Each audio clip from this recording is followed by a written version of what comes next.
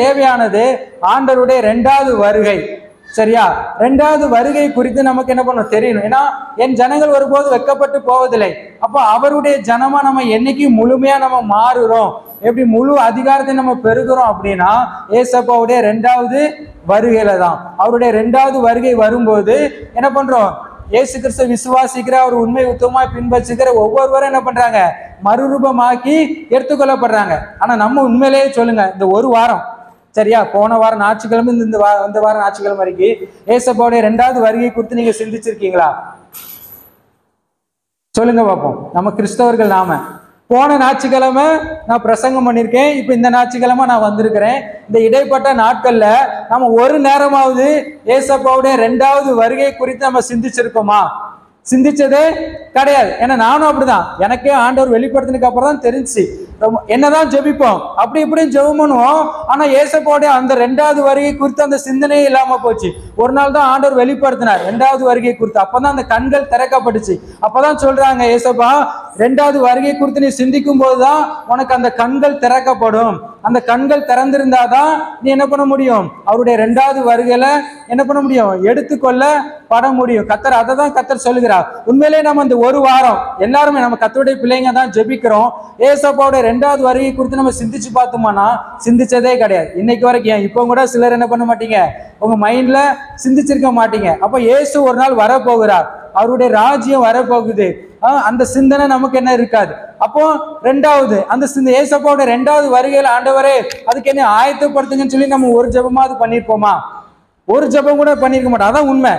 எனக்கே ஆண்டவர் வெளிப்படுத்தும் போது நம்ம ஆமா என்ன ஆண்டவரே வல்லமை தாங்க, வரங்கள் தாங்க, இல்லைன்னா ஊழியத்தை அப்படி செய்யணும், இல்லைன்னா என் குடும்பத்துல அந்த பிரச்சனை அதை மாத்துங்க இதை பார்த்துங்கன்னு சொல்லி மணிக்கணக்கா எவ்வளவு ஜெபிச்சிருக்கோம்.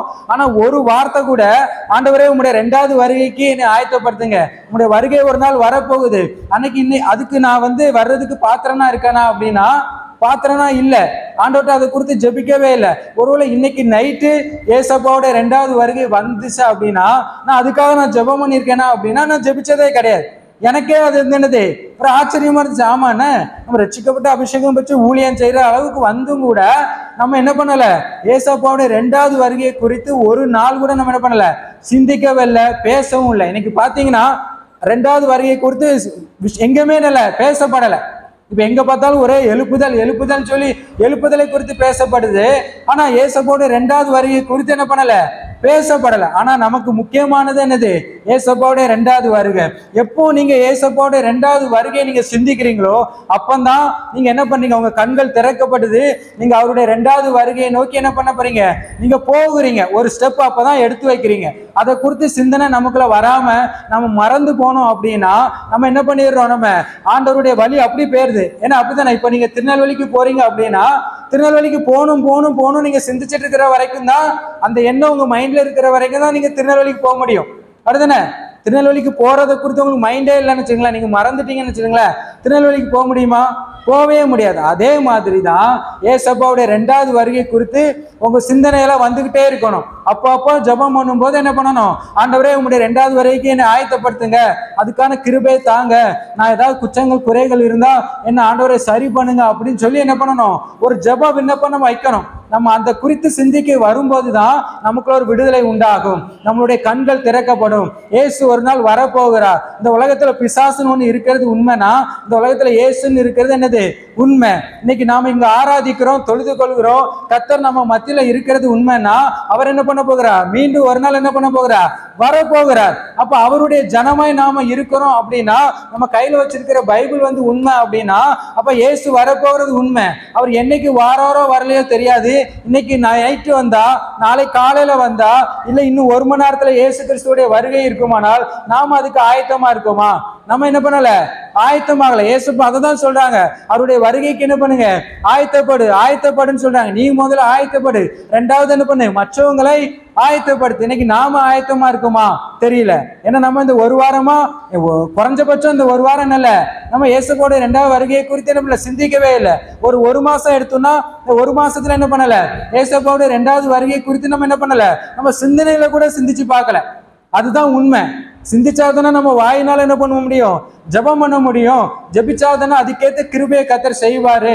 ஆனா நம்ம இந்த ஒரு விஷயத்த மட்டும் பிசாசு என்ன பண்ணிடுறான், நம்ம சிந்திக்க விடாதபடி செஞ்சுட்டு இருக்கிறான். இயேசுவை விசுவாசிக்காதவங்களுக்கு இயேசுவை பத்தி தெரியாது, இயேசு குறித்து என்ன பண்ணாது, அவருடைய 2வது வருகை குறித்து தெரியாது. ஆனா இயேசு விசுவாசிக்கிற நாம அவருடைய 2வது வருகை குறித்து நாம எப்படி இருக்கிறோம், நம்ம அதை குறித்து சிந்தனை இருக்குதா? நம்ம இந்த உலகத்துல நமக்கு பாடுகள் இருக்கு, துன்பங்கள் இருக்கு, ஆசீர்வாதம் இருக்கு, நன்மை இருக்கு. இந்த உலகத்துல நம்ம என்ன பண்ணணும், ஒவ்வொரு காரியத்தையும் செய்யணும். ஒன்று ஸ்கூல் படிக்கணும், காலேஜ் படிக்கணும், திருமணம் பண்ணணும், இன்னும் என்ன பண்ணணும், குடும்பத்தை நடத்தணும். இப்படி ஒவ்வொரு காரியம் இருக்குது. கணவர் இருக்கிறாரு, மனைவி இருக்கிறாங்க, வேலை இருக்கு, ஒவ்வொரு மாசம் ஆனா வீட்டு வாடகை கொடுக்கணும், கரண்ட் பில் கட்டணும், இப்படி பல தேவைகள் இருக்கு. இப்படி பல என்னதான் இவ்வளவு காரியங்கள் இருந்தாலும் நமக்கு நம்ம எதுக்காக நம்ம இருக்கிறோம், எதுக்காக இந்த ஓட்டத்தை ஓடுறோம், எதுக்காக இந்த கிறிஸ்தவ வாழ்க்கை வாழ்கிறோம் அப்படின்னா அதுக்கு ஒரே ஒரு ரீசன் என்னது, ஏசப்பாவுடைய 2வது வருகை தான். அன்னைக்கு நம்ம என்ன பண்ணணும், நம்ம போயிடணும். கர்த்தர் அதை தான் சொல்லுவார், நீங்க என்னைக்கு இயேசுவை விசுவாசிக்கிறீங்களோ அதுக்கப்புறம் நீங்க தான் பொறுப்பு. உங்க ஆத்மாவுக்கு நீங்க தான் உத்தரவாதி. என் ஆத்மாவுக்கு நான் தான் உத்தரவாதி. இப்ப நான் இயேசுவை அறிஞ்சிட்டேன், இயேசு மீண்டு வர போறாருன்னு நான் அறிஞ்சிட்டேன், சரியா? இப்போ நான் ஏனோதானோன்னு இருந்தேன்னா கண்டிப்பா நான் நரகத்துக்கு போவேன். இந்த உலகத்தில் இருக்கிற மனுஷனை நான் ஏமாத்தலாம், அவன் முன்னாடி நான் நீதிமானா என்ன பண்ணலாம், நான் நடிக்கலாம். ஆனா ஏசப்பாவை என்ன பண்ண முடியாது, ஏமாத்தவே முடியாது. கர்த்தருடைய பார்வையில நான் தப்பா இருந்தேன் அப்படின்னா இங்க ஒருவேளை நான் ஊழியக்காரனா இருக்கலாம், இங்க ஒருவேளை நான் ஆசீர்வாதமா இருக்கலாம், ஆனா என்ன பண்ண முடியாது, தேவனுடைய ராஜ்யத்துக்குள்ள போகவே முடியாது. இயேசு கிறிஸ்துடைய 2வது வருகைக்குள்ள என்ன பண்ண முடியாது, போக முடியாது. அப்போ நான் தான் அதுக்கு உத்தரவாதி. என்னைக்கு நான் இயேசுவை அறிஞ்சுக்கிட்டேனோ அப்போ நான் தான் என்ன பண்ணணும், அவருடைய 2வது வருகைக்கு போறதுக்கு என்னென்னலாம் பண்ணணுமோ, என்னென்னலாம் இந்த வேதம் சொல்லுதோ, என்னென்னலாம் இந்த சத்தியத்தை சொல்லுதோ அதை நான் தான் படிக்கணும், நான் தான் அறியணும். மற்ற இன்னொருத்தன் வந்து நீ பைபிள் வாசிக்காத, நீ ஜெபம் பண்ணாத அப்படின்னு யாராவது ஒருத்தர் நம்மளை மிரட்டினா கூட போராடேன்னு சொல்லி என்ன பண்ணணும், என் ஆத்மாவுக்கு நான் தான் உத்தரவாதி, நான் தான் பரலோகத்துக்கு போகணும், நான் தான் ஆண்டவர்கிட்ட கணக்கு கொடுக்கணும்னு சொல்லி நம்மை குறித்து நாம தான் என்ன பண்ணணும், ஒரு பொறுப்புள்ளவர்களா இருக்கணும். என்னைக்கு நாம இயேசுவை அறிஞ்சுக்கிட்டோமோ, என்னைக்கு நம்ம அவருடைய ஜனமாய் மாறிட்டோமோ அன்னைக்கு அவருடைய 2வது வருகைக்கு நம்ம என்ன பண்ணணும், அப்ப அதை குறித்து நம்ம என்ன பண்ணணும் இருக்கணும். அப்போ 2வது வருகைக்கு என்ன பண்ணணும், நம்ம மறுபடி பிறந்துட்டோமா, ரட்சிப்பின் அனுபவம் நமக்குள்ள இருக்குதா, அதை முதல்ல பார்க்கணும். ரட்சிப்பின் அனுபவம் எனக்குள்ள இல்ல ஆண்டவரே, அப்ப என்ன பண்ணணும், ஜெபம் பண்ணி கேட்கணும், ஏசப்பா நான் ரட்சிக்கப்படணும் ஆண்டவரே, எனக்கு உதவி செய்யுங்க அப்படின்னு. எனக்கு என்னுடைய வாழ்க்கையில அப்படிதான், நானும் எல்லாரையும் போல ஒரு கிறிஸ்தவ வாழ்க்கை தான் வாழ்ந்தேன், உங்க எல்லாரையும் போல ஒரு சாதாரணமான ஒரு வாழ்க்கை தான் வாழ்ந்தேன். ஆனா ஒரு நாள் என்னாச்சு, உபவாசம் இருப்பதற்கு ஆண்டவர் எனக்கு என்ன பண்ணாரு, என்னுடைய சூழ்நிலை, என்னுடைய நெருக்கம், என்னுடைய வேதனைனால என்னாச்சு, சரி நம்ம உபவாசம் இருப்போம்னு சொல்லி இதே சண்டே ஆராதனையில நாசரேத்தூர்ல இதே ஆராதனையில உட்கார்ந்து என்ன பண்ணேன், ஜெபம் பண்ணேன். எப்பவுமே ஜெபிச்சது கிடையாது. ஆனா அன்னைக்கு என்ன பண்ணேன், காலையில இருந்து அந்த பிரேயர் முடிகிற வரைக்கும் என்ன பண்ணேன், உண்மையா ஆண்டவரை தேடினேன், உபவாசத்தோடு தேடினேன், சரியா? அப்படி ஒவ்வொரு வாரமும் அப்படி பண்ண எனக்குள்ள ரட்சிப்பின் அனுபவம் வந்துச்சு. ரட்சிக்கப்பட்டதுக்கு அப்புறம் எடுத்தோடனே 2 மணி நேரம் ஆண்டவர் ஜெபிக்கிற கர்த்தர் கிருபை கொடுத்தார். அன்னையில இருந்து ஆண்டவரை பாவம் செய்யக்கூடாது, பரிசுத்தமா வாழணும், உமக்காக வாழணும்னு சொல்லி அன்னையில இருந்து இன்னைக்கு வரைக்கும் கர்த்தர் என்ன பண்ணிடுறா, என்ன நடத்திட்டு வாரா. அப்ப நான் மட்டும் அன்னைக்கு உபவாசம் இருந்து நான் ஜெபிக்கலன்னா இன்னைக்கு நானும் எல்லாரையும் போல எப்படி இருந்திருப்பேன், ஒரு பாவியான ஒரு மனுஷனை போலதான் இருந்திருப்பேன். அப்ப கர்த்தர் என்னை மாற்றினார். அப்ப இன்னைக்கு ரட்சிப்பை நம்ம கேட்கிறோமா, ஆண்டவரே உங்களுடைய வருகை வரப்போகுது, உங்களை நாங்க அறிஞ்சிருக்கிறோம், ஆனா எனக்குள்ள அந்த மனம் திரும்பின அனுபவம் இல்லை. நான் எல்லாரையும் போல சும்மா ஏதோ ஒரு 5 நிமிஷம் ஜெபிக்கிறேன், ஏதோ காலையில எந்திரிச்சு என் வேலையை செய்யறேன், என் குடும்பத்தை நடத்துறேன், மற்ற எல்லா காரியத்தையும் செய்யறேன். ஆனா உண்மையிலே எனக்குள்ள அந்த மனம் திரும்பின அனுபவம் எனக்குள்ள இல்லை, அந்த ரட்சிப்பின் அனுபவம் இல்லை, என்னுடைய பாவங்கள் மன்னிக்கப்பட்டதுன்னு சொல்லி அந்த உணர்வு எனக்குள்ள இல்லையே. எத்தனையோ பேரு நாங்க ரட்சிக்கப்பட்டுட்டோம் சொல்லி எங்க கண்கள் முன்பாக சொல்லுறாங்களே, ஆனா நான் ஒரு கிறிஸ்தவனா இருந்தும் ஒரு கிறிஸ்தவலா இருந்தும் நான் ரட்சிப்பின் அந்த அனுபவம் எனக்கு இல்லையே. நான் ரட்சிக்கப்பட்டாதானே பரலோகத்துக்கு போக முடியும், 2வது வருகையில வர முடியும். ஆண்டவரே எனக்கு அந்த ரட்சிப்பை தாங்கன்னு சொல்லி என்ன பண்ணணும், நம்ம ஆண்டவர்கிட்ட கேட்கணும். கர்த்தர் அதை தான் கர்த்தர் என்ன பண்ணுகிறார், விரும்புகிறார். அவருடைய ஜனங்கள் ஒருபோது வெட்கப்பட்டு போவதில்லை. ஒரு நாள் இயேசு வருவார், அன்னைக்கு நாம எடுத்துக்கொள்ளப்படலை அப்படின்னா நம்ம வெட்கப்பட்டு போயிடுவோம். இயேசு கிறிஸ்து வரும்போது நாம எடுத்துக்கொள்ளப்படுவோமானால் நம்ம என்ன பண்ணல, வெட்கப்பட்டு போவது இல்லை, நம்ம வெட்கப்பட்டு போகாதபடி செய்கிறார். சப்போஸ் இயேசு கிறிஸ்து வரும்போது அன்னைக்கு நம்ம கைவிடப்பட்டோம் அப்படின்னா நம்ம வெட்கப்பட்டு போயிட்டோம்ங்கிறது அர்த்தம். அப்ப நமக்கு தெரியும் நம்ம ஆத்மாவுக்கு நாம தான் உத்தரவாதி. கர்த்தர் அதை தான் கர்த்தர் சொல்லுகிறார். நாங்க ஊழியக்காரங்களா இருந்தாலும் உங்களை சொல்லுவோம், நீங்க ஜெபம் பண்ணுங்க, வேதத்தை வாசிங்க, உபவாசம் இருங்க, அதை பண்ணுங்க, இதை பண்ணுங்கன்னு சொல்லி என்ன பண்ணுவோம், நாங்க என்ன பண்ணுவோம், ஒரு உற்சாகப்படுத்துவோம். ஆனா உங்க ஆத்மாவுக்கு நீங்க தான் உத்தரவாதி. ஒரு நாள் ஆண்டவருடைய சமூகத்துல போய் நிற்கும் போது ஆண்டவர் உங்ககிட்ட தான் கணக்கு கேட்பார், எங்க கிட்ட கேட்க மாட்டார். நீ என்ன அறிஞ்சா இல்ல, ஏன் நீ பரிசுத்தமா இல்ல, என்ன நீ அறிஞ்சா இல்ல, ஏன் ஜெபிக்கல, நீ என்ன அறிஞ்சா இல்ல, ஏன் பரிசுத்தமா வாழ்ந்து என்கிட்ட வரல, நான் சொல்லியிருக்கேன்ல, வேதத்துல எழுதியிருக்கேன்ல, உன் கையில நான் பைபிளை கொடுத்திருக்கேன்ல, ஏன் நீ பரிசுத்தமா வாழல, ஏன் எனக்கு நீ செவி கொடுக்கல. கர்த்தர் அதை தான் கேட்பார். என்னைக்கு இயேசு கிறிஸ்துவ நீங்க அறிஞ்சுக்கிட்டீங்களோ அதுக்கப்புறம் நீங்க தான் என்ன பண்ணணும், பரலோகத்துக்கு போகணும். ஏன்னா ஆண்டவருடைய 2வது வருகையில எல்லாரும் எடுத்துக்கொள்ளப்படுறது கிடையாது. இயேசுவை விசுவாசிக்கிற எல்லாரும் பரலோகத்துக்கு போறது கிடையாது. சரியா, ஒரு குறிப்பிட்ட மக்கள் தான் என்ன பண்ணுவாங்க, கொஞ்சம் மக்கள் தான் பரலோகத்துக்கு போவாங்க. அந்த கொஞ்சத்துல நாம இருக்கணும். சரியா, 1,00,000 பேர் இருந்தாலும் அது 1000 பேர் தான் ஆண்டவர் தெரிஞ்செடுப்பார்னு வச்சுக்கோங்களேன். அந்த 1000த்துல ஒருத்தரா நாம இருக்கணும். அப்ப நம்ம போட்டி போடணும். நம்ம ஸ்கூல்ல ஃபர்ஸ்ட் ரேங்க் எடுக்கிறதுக்கு போட்டி போடுறோம், அப்படிதானே? ஆனா ஆண்டவருடைய வருகைக்கு நம்ம போறதுக்கு நம்ம போட்டி போடணும். ஏன்னா முன்னக்கூட்டியே போனோம். ஏன்னா முன்னால வருகிறவங்க தான் ரட்சிக்கப்படுவாங்க, கரெக்டா வாழ்றவங்க தான் ரட்சிக்கப்படுவாங்க. அப்ப அந்த அளவுக்கு நம்ம என்ன பண்ணணும், நம்ம வாழணும். நாங்க ஏன் உபவாசம் இருக்கோம், ஏன் பரிசுத்தமா வாழணும், எங்க ஆத்மாவை காப்பாற்றணும், நாங்க பரலோகத்துக்கு போகணும். என்னதான் இந்த உலகத்துல நிறைய வேலைகள் இருந்தாலும், இந்த உலகத்துல என்னதான் இருந்தாலும், ஆனா என் ஆத்மா எங்க போகணும், ஒரு நாள் பரலோகத்துக்கு போகணும், அப்படிதானே? இங்க அநேக வயசானவங்க நீங்க இருக்கிறீங்க, எங்களுக்கும் என்னது ஒரு நாள் வயசு ஆகதான் செய்யும், அப்படிதானே? இங்க 60 வயசு உங்களுக்கு ஆச்சு அப்படின்னா இன்னும் எத்தனை ஆண்டு காலம் இந்த உலகத்துல வாழ போறீங்க சொல்லுங்க? இன்னைக்கு எனக்கு இருக்குது, இன்னும் நான் எத்தனை ஆண்டு வாழ போறேன்? அவ்வளவுதான். அப்ப அதுக்கப்புறம் என்னுடைய நிலைமை என்ன? நம்ம கண்கள் முன்னாடி எத்தனையோ பேர் இறந்து கொண்டு போய் கொண்டிருக்காங்களே, அப்ப அவங்களுடைய நிலைமை என்ன? நம்ம கண்ணு முன்னாடி பாக்குறோம், அநேகர் மரித்து கொண்டு இருக்கிறாங்க. அப்போ அவங்களுக்கு வந்த நிலைமை தானே நமக்கு வரும், அப்படிதானே? ஒரு நாள் என்னாச்சு, நாங்க அநேக இறந்த வீட்டுக்கு நாங்க போயிருக்கோம். ஒரு நாள் எங்க அப்பாவும் இறந்து போனாங்க. எங்க அப்பாவை நான் ஃப்ரீசர் பாக்ஸ்ல பார்க்கும்போது நான் அதான் நினைச்சேன், எத்தனையோ முறை நாங்க இறந்த வீட்டுக்கு போயிருக்கோம், ஆனா இன்னைக்கு எங்க அப்பா படுத்திருக்காங்களே.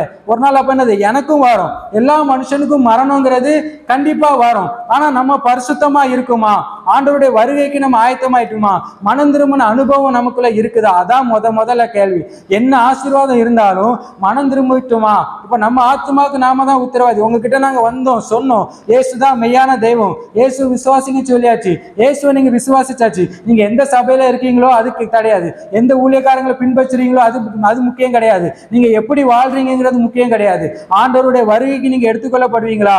அப்படிப்பட்ட பரிசுத்தம் இருக்குது, அது உங்க கையில தான் என்னது இருக்குது. திடீர்னு ஒரு நாள் சட்டம் போட்டு சர்ச்செல்லாம் மூடப்படணும், பைபிள் எல்லாம் எரிக்கப்படணும்னா அப்ப அன்னைக்கு நம்ம எங்க போவோம்? அப்போ அன்னைக்கு நீங்க தான் என்ன பண்ணணும், உங்க ஆத்மாவை காப்பாற்றணும். அன்னைக்கு நாங்க தான் காப்பாற்றணும். சரியா, நான் கரெக்டா இருக்கிறது தப்பா இருக்கிறது என் கையில தான் இருக்குது. உங்க எல்லாரையும் ஏமாத்தி நான் தப்பு பண்ணாலும் ஆனா ஆண்டவரை ஏமாத்த முடியாது. சரியா, ஆண்டவர் என்ன இந்த உலகத்துல 100 வயசு வரைக்கும் அவர் என்ன தண்டிக்காமையே விட்டாலும் எங்க போக முடியும்? நியாய தீர்ப்புங்கிற நாள்ல அவருடைய 2வது வருகை அன்னைக்கு நான் அன்னைக்கு மாட்டிக்கிடுவேன். இன்னைக்கு நான் கள்ள கணக்கு எழுதி என்ன பண்ணலாம், எவ்வளவு தப்பு செய்யலாம். ஒரு ஊழியக்காரங்கிற பேர்ல உங்களுக்கு நிறைய ஆசை வார்த்தைகளை சொல்லி அப்படி இப்படின்னு சொல்லி நான் ஏமாத்தலாம், என் இஷ்டம் போல வாழலாம், எனக்கு பணம் தாங்கன்னு சொல்லி எல்லாத்தையும் கேட்டு என்ன பண்ணலாம், நான் வாழலாம். ஆண்டவர் என்ன தண்டிக்காம இருக்கலாம், என் மேல சாபமே வராம இருக்கலாம், நான் 100 வயசு வரைக்கும் நல்ல செழிப்பா ஒரு பெரிய வாழ்க்கை வாழலாம். ஆனா ஒரு நாள் மரணம் வரும். அன்னைக்கு தேவனுடைய ராஜ்யத்துல போய் நிற்கும் போது எனக்கு ஐயோ என் வேலை முடிஞ்சு, நான் என்னதான் பிரயாசப்பட்டாலும் ஒரு பிரயோஜனம் இல்லை. இன்னைக்கு அதை அநேகர் என்ன பண்றாங்க, உணராம இருக்கிறாங்க. ஏன் தப்பு பண்றா, நீ தின்னுக்க. ஒரு நாள் அப்படிதான், நாங்க ஒரு ஜெபத்துக்கு நான் போயிருக்கேன். சரியா, எங்க சிஎஸ்ஐ சர்ச்சில் அங்க ஒரு கூட்டம், ஒரு 2-3 சேரு டீச்சர்ஸ் அவங்க சேர்ந்து என்ன பண்ணாங்க, ஜெபிக்கிறாங்க.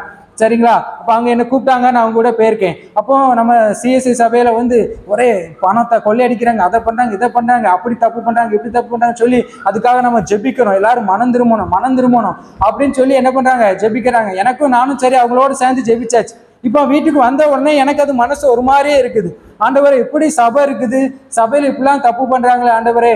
அப்ப ஆண்டவர் நீங்க ஒண்ணுமே கணக்கு கேட்க மாட்டீங்களா? அப்ப ஆண்டவர் சொல்றாரு, திங்கிறவன் தின்னுட்டு போட்டு. இதே ஒரு வார்த்தை தான். அப்ப எனக்கு ஒரு மனசு மாறிச்சு. ஆமா, என்ன அவன் தின்னுட்டு போறான், அவன் வேலை செய்யறான், மற்றவன் வேலை செய்யாம இருக்கிறதுக்கு இவன் ஆலயத்துல ஒரு வேலையை செய்யறான், தின்னுட்டு போறான். என்னத்தை திங்க போறான்? கூட ஒரு 1000 ரூபாய் திம்மானா, ஒரு 10,000 திம்மானா, இல்ல 1,00,000 திம்மானா, அதை வச்சு அவன் என்ன பண்ண போறான்? ஒண்ணும் இல்லை அப்படின்னு. ஆனா அதுக்கப்புறம் தான் ஆண்டவர் எனக்கு உணர்த்தினாரு, என்னதான் தப்பு பண்ணலாம், என்னதான் திங்கலாம், என்னதான் ஏமாத்தலாம், என்னதான் நீதிமான் மாதிரி காட்டலாம், ஆனா ஒரு நாள் வரும்போது அன்னைக்கு தப்ப முடியாது. அன்னைக்கு நம்ம மாட்டிக்கிறோம். இங்க நீ நீதிமானா இருக்கிறது முக்கியம் கிடையாது, ஆண்டவர் சமூகத்துல நீ நீதிமானா நிக்கிறதா முக்கியம். இன்னைக்கு நீ பாவத்துல இருக்கியோ இல்லையோ அது முக்கியம் கிடையாது. நீ சாகருக்கு முன்னாடி நீ நீதிமானா பாக்குறியா? அதான் முக்கியம். நான் 50 வருஷம் நான் பரிசுத்த வாழ்க்கை வாழ்ந்தேன், கடைசி ஒரு வாரத்துல நான் விழுந்துட்டேன், உன்னால என்ன பண்ண முடியாது, பரலோகத்துக்கு போக முடியாது. அதே இது 50 வருஷம் நீ பாவியா வாழ்ந்துட்டா, கடைசி ஒரு வாரத்துல நீ மனம் திரும்பிட்டான்னு வச்சுங்க, பரலோகத்துக்கு என்ன பண்ணலாம், பேரலாம். இதுதான் கர்த்தருடைய கணக்கு. ஆண்டவர் சமூகத்துல நம்ம நிற்கும் போது நம்ம எப்படி இருக்கணும், பரிசுத்தமா இருக்கணும். அதுதான் ஆண்டவர். நீ வந்து எத்தனை வருஷம் வாழ்ந்தாங்கிறது முக்கியம் கிடையாது. ஆண்டவர் சமூகத்துல நிற்கும் போது நீ 100% கரெக்டா இருக்கணும். அதுதான் கேள்வி. அப்ப இங்கேக்கே இப்பவுமே நம்ம என்ன பண்ணணும், நம்மளை பரிசுத்தப்படுத்திக்கணும். தப்பு பண்றதுதான். நான் அதை தான் சொல்வேன். நீ தப்பு பண்ணிட்டா கர்த்தர் உன்னை அடிச்சிருவாரு, கொன்னுருவாரு, உன்னை கிழிச்சிருவாரு, அப்படிலாம் நான் சொல்றதே கிடையாது. ஏன்னா நாங்களும் என்ன பண்ணியிருக்கோம், ரட்சிக்கப்பட்டதுக்கு அப்புறமும் நிறைய விழுந்து எந்திரிச்சு ஆண்டவர்ட்ட மன்னிப்பு கேட்டு வந்திருக்கிறோம். நம்மளே மாதிரி தான் எல்லாருமே இருப்பாங்க, நம்மளே மாதிரி தான் எல்லாருமே அப்படிதான் இருப்பாங்க. ஒரு நேரம் விழுறதுதான், திடீர்னு ஒரு நேரம் கோவப்பட்டு என்னது நம்ம திட்டுறதுதான், திடீர்னு சண்டை போடுறதுதான், திடீர்னு ஏதோ ஒரு தப்பு நம்ம பண்றதுதான். ஆனாலும் ஆண்டவரே என்னை மன்னிச்சிருங்க, நான் தப்பு பண்ணிட்டேன்னு சொல்லி மனம் திரும்பி என்ன பண்ணிடுறோம், நம்மளை வழியை சரி பண்ணிடுறோம். கர்த்தர் அதை தான் சொல்லுகிறாரு. நீ தப்பு பண்றது பிரச்சனை கிடையாது, நீ பாவம் பண்றது பிரச்சனை கிடையாது, ஆனா மனம் திரும்பிடணும், நீ எழுந்திரணும். நீ சாக்கடையிலே நீ இருக்கக்கூடாது. நான் வரும்போது நீ சாக்கடையில இருந்தீனா உனக்கு பரலோகம் கிடையாது. நான் வரும்போது நீ பரிசுத்தமா இருந்தீனா, இப்ப அதுதான் கேள்வி. சரியா? நீ இப்ப சாக்கடையில நீ எத்தனை வருஷம் இருந்தாங்கிறது முக்கியம் கிடையாது, நான் வரும்போது நீ கரெக்டா இருக்கணும். இப்ப அதுதான் என்னது ஒரு கேள்வி. ஒரு எஜமான் என்ன பண்ணானா, தன்னுடைய வேலையாட்கள் எல்லாத்துட்டையும் பொறுப்பை கொடுத்துட்டு வெளியே போயிட்டான். சரியா? நான் எப்பனாலும் அவர் வருவார். ஆனா இவர் என்ன பண்ணிட்டார், எஜமான் எப்பனாலும் வருவான்னு சொல்லி தான் கூட இருக்கிறவனை அடிக்கிறான், தான் கூட இருக்கிறவனை என்ன பண்றான், வேதனைப்படுத்துறான். கடைசியில என்னாச்சு, எஜமான் வரும்போது மாட்டிக்கிட்டான். இப்ப அதுதான் இது. அப்ப எஜமான் வரும்போது நீ மாட்டக்கூடாது. நீ தூங்குறியோ, தப்பு பண்றியோ, என்ன பண்றியோ அது முக்கியம் கிடையாது. எஜமான் வரும்போது நீ எப்படி இருக்கணும், பரிசுத்தமா இருக்கணும். சிலர் அதை தான் என்ன பண்ணுவாங்க, சிலர் நீங்க வேலை பார்க்குற இடத்துல நீங்க பாத்தீங்கன்னா சிலர் உண்மையா வேலை செய்வாங்க. ஓனர் வாராரோ இல்லையோ என்ன பண்ண மாட்டாங்க, நல்ல உண்மை உத்தமமா வேலை செய்வாங்க. ஆனா ஏதாவது ஒரு நேரத்துல என்ன பண்ணுவாங்க, அவங்க வந்து லைட்டா ரெஸ்ட் எடுக்கும் போது ஓனர் வந்து பாத்துருவார். அதே இது நடிக்கிறவங்க நீங்க பாத்தீங்கன்னா மற்ற எல்லா நேரம் ஓப்பி அடிச்சுட்டு இருப்பாங்க. கரெக்டா ஓனர் வாராருன்னு தெரிஞ்சுட்டா டக்குன்னு வேலை செய்யற மாதிரி ஏமாத்திடுவாங்க. இப்படியே அவங்க என்ன பண்ணுவாங்க கரெக்டா. அப்போ ஓனர் என்ன பண்ணுவாரு, அவர் வரும்போது யாரு நல்லவங்களா இருப்பான், யார் வேலை செய்யறானோ அவன் தான் வேலை செய்யறான், யார் உட்கார்ந்துட்டு இருக்கானோ அவன் என்னது வேலை செய்யல, பொறுப்பு இல்லாது. ஆனா அவன் எவ்வளவு நேரம் வேலை செஞ்சாங்கிறது கிடையாது. அதே கதை தான். ஏசு கிறிஸ்து வரும்போது நீ எப்படி இருக்கா, ஏசு கிறிஸ்து வரும்போது நீ பரிசுத்தமா இருக்கியா, அதான் கேள்வி. போன வருஷம் நீ பாவம் செஞ்சது முக்கியம் கிடையாது, இப்போ நீ பாவத்துல நீ இப்போ பரிசுத்தமா இருக்கியா. இப்ப அதுதான் ஆண்டவர் கேட்கிறார். நீ ஆண்டவரை நான் நேத்து அந்த தப்பு பண்ணிட்டேன், போன வாரம் நான் அந்த தப்பு பண்ணிட்டேன், அதெல்லாம் மேட்ரு கிடையாது. இப்போ நீ எப்படி இருக்கா, இப்போ ஆண்டவர் சமூகத்துல எப்படி இருக்கிறா. ஆண்டவரை நான் நேத்து வரைக்கும் நான் 40 நாள் உபவாசம் இருந்தேன், அதெல்லாம் கேள்வி கிடையாது. இப்போ நீ பரிசுத்தமா இருக்கியா. கர்த்தர் அதை தான் கர்த்தர் கேட்கிறாரு. நீ போன வருஷம் என் பண்ணது அதை எதுவுமே கேட்கல, கொலை பண்ணிருக்கலாம், கொள்ளை அடிச்சிருக்கலாம், விபச்சாரம் பண்ணிருக்கலாம், பணத்தை தின்னிருக்கலாம், என்ன தப்புனாலும் செஞ்சிருக்கலாம், அதெல்லாம் ஆண்டவர் கேட்கல. இப்போ இந்த நேரத்துல இந்த நிமிஷத்துல இப்போ ஆண்டவர் உன்னை பார்க்கும்போது நீ எப்படி இருக்கா. கர்த்தருடைய பார்வையில நீ ஒரு பாவியா இருக்கியா, பரிசுத்தவாட்டியா இருக்கிறியா, உனக்குள்ள இப்போ மனம் திரும்பின ஒரு அனுபவம் உனக்குள்ள இருக்கா இல்லையா. இப்போ அதை தான் கர்த்தர் கேட்கிறா. என் ஜனங்கள் ஒருபோது என்னது வெட்கப்பட்டு போவதில்லை. கர்த்தர் அதை தான் செய்யறார். எவ்வளவு நல்ல ஆண்டவரை பாருங்க. ஆண்டவர் பழச எதையுமே பார்க்கல, ஆனா நான் இருக்கும்போது நீ பரிசுத்தமா இருக்கணும். இப்போ நீ எப்படி இருக்கணும், அதுதான் கேள்வி. போன வருஷம் பண்ணது, போன மாசம் பண்ணது, இல்ல 5 வருஷத்துக்கு முன்னால பண்ணது, அதை பத்திலாம் ஆண்டவர் கேட்கவே இல்லை. அது நடந்தது. முந்தினவைகளை நினைக்க வேண்டாம், பூர்வமானவைகளை சிந்திக்கவே வேண்டாம். நாளை தினத்தை குறித்து கவலைப்படாத, நாளை குறித்து பார்க்க வேண்டாம், நேத்து நடந்தது பார்க்க வேண்டாம். இன்னைக்கு நீ எப்படி இருக்கா, இப்போ நீ உன் சமூகத்துல ஆண்டவர் சமூகத்துல எப்படி இருக்கா. கர்த்தர் அதை தான் கேட்கிறார். நம்ம ஆண்டவர் நம்மளை ஒப்பு கொடுப்போமா. ஆண்டவரே என் ஜனங்கள் ஒருபோது வெட்கப்பட்டு போவதில்லைன்னு சொன்னீங்களே ஆண்டவரே, அப்ப இப்போ நான் எப்படி இருக்கேன். எல்லாரும் ஆண்டவர்கிட்ட ஒப்பு கொடுத்து இப்போ இங்க இருந்து போகும்போது ஒரு நீதிமானா ஒரு நீதிமாட்டியா என்ன பண்ணணும், நம்ம போகணும். கர்த்தர் அதை தான் விரும்புகிறார். கர்த்தர் நேத்து நடந்ததெல்லாம் கர்த்தர் பார்க்கல, போன மாசம் நடந்ததெல்லாம் கேட்கல. பழசு தான், முடிஞ்சு போச்சு. நாளை தினத்தை குறித்தும் நீ எப்படி இருப்போ அதையும் ஆண்டவர்கிட்ட கேட்கல. கர்த்தர் இப்போ நீ எப்படி இருக்கா, கர்த்தர் அதை தான் கேட்கிறார். இப்போ நீ பரிசுத்தமா இருக்கியா, இப்போ நீ சரியா இருக்கிறியா, இப்போ ஆண்டவருடைய வருகை இருக்குமானால் நீ அவருடைய ராஜ்யத்துல நீ பிரவேசிப்பியா. கர்த்தர் அதை தான் கர்த்தர் கேட்கிறார். இப்போ உன்னுடைய பரிசுத்தம் எப்படி இருக்கு, நீ ஜெபிக்கலையோ, பாவம் செஞ்சிருக்கியோ, பாவம் செய்யலையோ, உன் இருதயம் எப்படிப்பட்ட அதெல்லாம் கேட்கல. இப்போ நீ ஆண்டவர் சமூகத்துல நிற்கும் போது நீ பரிசுத்தமா இருக்கியா. கர்த்தர் அதை தான் கர்த்தர் கேட்கிறார். நம்மளை பரிசுத்தப்படுத்தி கொள்வோமா. ஒருவேளை 1 மணி நேரம் கழிச்சு ஆண்டவருடைய வருகை வந்தாலும் நம்ம அந்த வருகையில எடுத்துக்கொள்ளப்படணும். அன்னைக்கு அந்த கல்லன் எவ்வளவு பெரிய பாவியா இருந்தான், ஆனா கடைசி நிமிஷத்துல அவன் மனம் திரும்பினான், பரலோகத்துக்கு போயிட்டான். இன்னைக்கு நமக்கு அதே வாய்ப்பு தான் கர்த்தர் கொடுத்திருக்கிறார். உன்னுடைய பழைய பாவத்தை கர்த்தர் எதிர்பார்க்கல, பழைய காரியத்தை கர்த்தர் பார்க்கல. கர்த்தர் சொல்லிட்டாரு, முந்தினவைகளை நினைக்க வேண்டாம், பூர்வமானவைகளை சிந்திக்க வேண்டாம். கர்த்தர் அது பாவத்தை குறித்தும் கர்த்தர் சொல்லியிருக்கிறார், மற்ற காரியத்தை குறித்து சொல்லியிருக்கிறாரு. ஓ ரிகாபா ஷதா ரிபிகாபா பாபா பாபா, உன் பாவத்தெல்லாம் நினைக்காத, நான் பெரிய பாவி, அப்படி பண்ணிட்டேன் இப்படி பண்ணிட்டேன், நான் அந்த தப்பு பண்ணிட்டேன் இந்த தப்பு பண்ணிட்டேன்னு சொல்லி போட்டுக்கிட்டு அதே போட்டு சிந்திச்சுக்கிட்டு இருக்கிறாத. ஓ இந்த புதிய மாதத்துல ஒரு புதிய துவக்கம் வாழ்க்கையில உண்டாகட்டு. ஓ ரிகாபா ஷதா ரிபிகாபா ரபா, இந்த வருடத்துல 5 மாதங்கள் முடிந்தது போல இந்த 5 மாதமும் உன் வாழ்க்கையில நீ செய்த எல்லா பாவங்களும் முடிவடைட்டு, எல்லா அநியாயத்துக்கு ஒரு முடிவு உண்டாகட்டு, எல்லா அக்கிரமத்துக்கு ஒரு முடிவு உண்டாகட்டு. இந்த புதிய மாதத்துல ஓ நீ பரிசுத்தமா வாழணும். இப்போ நீ பரிசுத்தமா இருக்கணும். இப்போ நீ உன்னை பரிசுத்தப்படுத்திக்கொள். என்னென்னலாம் தப்பு உன் மனசுல வருதோ, நீ என்னென்னலாம் செஞ்சு அதை எல்லாத்தையும் ஆண்டவர்கிட்ட அறிக்கையிட்டு, ஆண்டவரை இனிமே நான் இருக்க மாட்டேன் ஏசப்பா, நான் என்ன மாற்றிக்கொள்கிறேன். இது வரைக்கும் என் கணவரை நான் திட்டி இருக்கிறேன், என் கணவரை என் மனசுல நான் அற்பமா நினைச்சிருக்கிறேன். ஆண்டவரை இனிமே நான் அப்படி நினைக்க மாட்டேன் ஆண்டவரே. அப்பா வீட்டுல நான் சண்டை போட்டுருக்கிறேன், அப்பா அம்மாவை தப்பா பேசியிருக்கேன், எல்லாத்தையும் ஒப்பு கொடுத்து ஆண்டவரை நான் திருந்திடுறேன் ஏசப்பா, நான் நீதிமான் ஆகணும். இது வரைக்கும் இந்த உலகத்துல நான் இருந்தது போதும், இந்த உலகத்துல இது வரைக்கும் நான் பண்ணதெல்லாம் போதும் ஆண்டவரே. அப்ப இனிமே நான் பரிசுத்தமா வாழணும், உங்க பிள்ளையா வாழணும். என் ஜனங்கள் ஒருபோது வெட்கப்பட்டு போவதில்லைன்னு கர்த்தர் சொன்ன வார்த்தையின்படி அவருடைய ஜனமாய் நம்ம மாறணும், அவரை போல நம்ம மாறணும். ஆண்டவர் அதை தான் கர்த்தர் எதிர்பார்க்கிறார். ஓ உன் பாவங்கள் ரத்தாம்பர சிவப்பா இருந்தாலும் கர்த்தர் அதை எதிர்பார்க்கவே இல்லை, அதை கர்த்தர் பெருசாவே நினைக்கல, அதை விட்டு விடு. கர்த்தர் அதை தான் நினைக்கிறேன், நீ பரிசுத்தமா வாழணும், நீ ஒரு நல்ல பிள்ளையா மாறணும், ஒரு கீழ்ப்படிதல் உள்ளவங்களா நீங்க இருக்கணும். கர்த்தர் அதை தான் கர்த்தர் எதிர்பார்க்கிறா. கீழ்ப்படிதல் மட்டும் தான் கர்த்தர் உன்கிட்ட எதிர்பார்க்கிறா. உன் குடும்பத்தில் இருக்கிற எல்லாரும் அதை தான் எதிர்பார்க்கிறாங்க. ஓ ரிகாபா ஷதா ரிபிகாரபா, தாளந்துகள் இருந்து, அழகு இருந்து, எல்லாம் இருந்து, படிப்பு இருந்து, பணம் இருந்து, எல்லாம் இருந்தும் கீழ்ப்படிதல் இல்லைன்னா நம்ம ஒன்றுமே இல்லை. ஆனா எதுவுமே இல்லாம கீழ்ப்படிதல் இருந்தா அவங்க தான் புகழப்படுவாங்க. கீழ்ப்படிதல் கீழ்ப்படிதல் கீழ்ப்படிதல், கர்த்தர் அந்த கீழ்ப்படிதல் உள்ளவர்களா நம்ம இருக்கிறோமா? நம்ம ஒப்பு கொடுப்போம். ஆண்டவரே முதல்ல நான் உமக்கு நான் கீழ்ப்படுகிறேன் ஆண்டவரே. ரெண்டாவது அப்பா எங்க மாமனார் மாமியாருக்கு நான் கீழ்ப்படுகிறேன், என் கணவருக்கு நான் கீழ்ப்படுகிறேன் ஆண்டவரே, எங்க அப்பா அம்மாவுக்கு நான் கீழ்ப்படுகிறேன்ப்பா, நான் வேலை பார்க்குற இடத்துல நான் கீழ்ப்படுகிறேன் ஆண்டவரே, நான் எங்க போனாலும் அந்த மேலான அதிகாரத்துக்கு நான் கீழ்ப்படிந்து நடக்கிறேன் ஆண்டவரே. எனக்கு அந்த கீழ்ப்படிதல் உள்ள இந்த இருதயத்தை தாங்க. நான் எல்லாருக்கும் நான் கீழ்ப்படுகிறேன், யாரையும் நான் எதிர்த்து நிக்கல, யார்ட்டையும் நான் சண்டை போடல.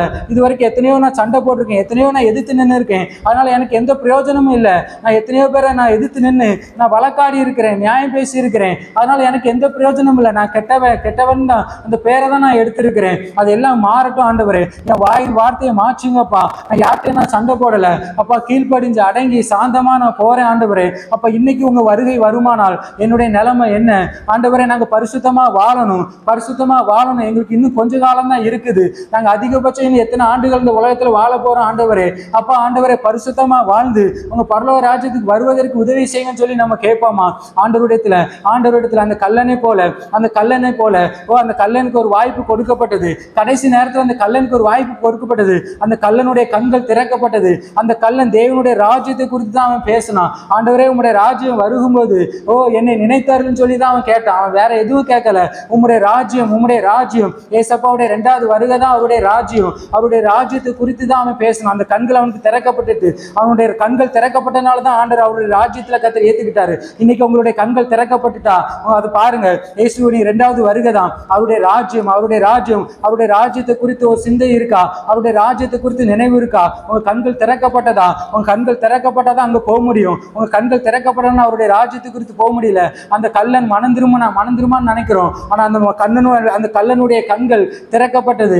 தேவனுடைய ராஜ்யத்தை குறித்து அவன் சிந்திச்சான். தேவனுடைய ராஜ்யத்தை குறித்து ஆண்டவரே அப்பா நீங்க வரும்போது என்ன நினைச்சுக்கிறீங்கன்னு சொன்னான். இன்னைக்கு நம்ம அவருடைய ராஜ்யத்தை குறித்து நம்ம சிந்திக்கிறோமா?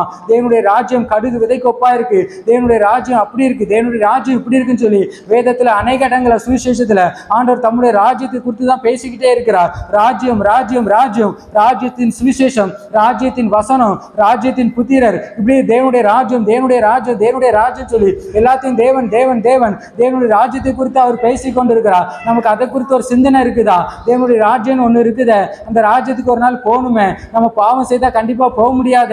அப்ப நம்ம என்ன செய்யறது? அந்த பாவத்துல இருந்து நம்ம மனம் திரும்பணுமே, அதை எல்லாத்தையும் விடணுமே.